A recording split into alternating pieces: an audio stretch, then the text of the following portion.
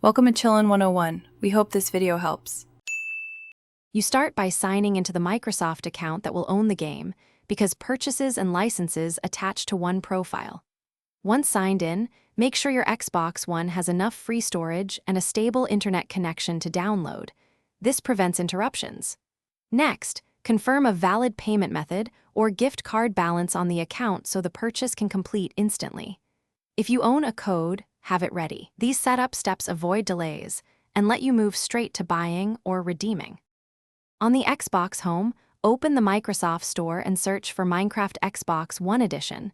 The listing shows price and version details, so verify it's the full edition. Select Buy to use your payment method, or choose Redeem if you have a purchase code or gift card. Complete the transaction and wait for confirmation. Purchases register to your Microsoft account, which issues the license.